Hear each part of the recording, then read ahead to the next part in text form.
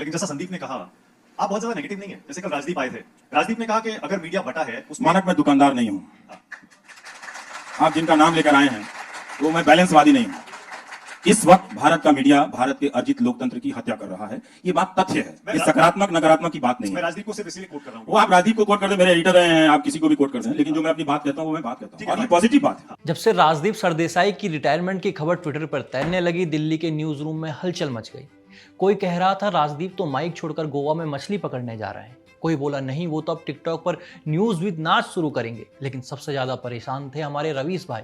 उनकी गंभीर आवाज में एक अजीब सी बेचैनी थी। आखिर राजदीप बिना बताए रिटायर कैसे हो सकते हैं? ये तो फैमिली मीडिया की रणभूमि में एक तरफा सरेंडर था।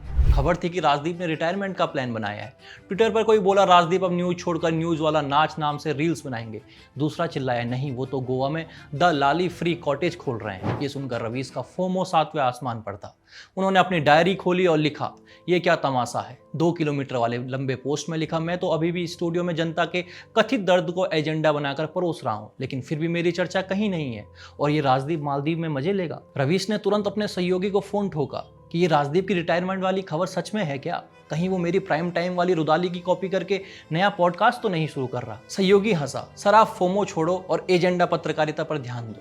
इसके बाद राजदीप ने ट्वीट किया कि रिटायरमेंट की बात फेक है, टाइगर जिंदा है, वो तो बस कॉफी शॉप में बैठकर चाटोकारिता के 101 तरीके वाली किताब लिख रहे हैं। अब रवीश का चेहरा लाल हो गया। कॉफी शॉप, ये तो कोई नया खेल है।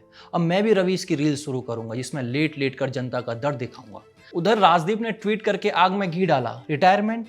अरे मैं तो पुरी जी के सहारे गांधी परिवार की पूरी तलकर अपने चैनल को डिजिटल बना रहा हूं। जल्द लॉन्च हो रहा है मेरा पॉडकास्ट सरदेसाई का सरगम। ये पढ़ते ही रवीश का फोमो टर्बो मोड में चला गया।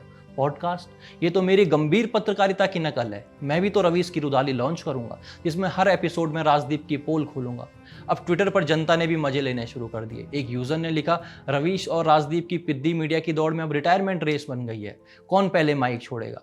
दूसरा बोला, रवीश को फोमो नहीं राजदीप से जलन हो रही है। वहीं तीसरा चुटकी लेते हुए बोला, दोनों मिलकर एक शो कर लो, 2 लाल कौन बड़ा लाल। आखिर में रवीश ने अपनी डायरी बंद की और ठंडी सांस लेते हुए बोले, चलो राजदीप रिटायर हो या ना हो, मैं तो यूट्यूब पर अपनी दुकान चलाता रहूंगा। लेकिन अगर वो सचमुच में गोवा में कॉटेज खोल ले तो मैं प्राइम टाइम में स्पेशल एपिसोड करूंगा।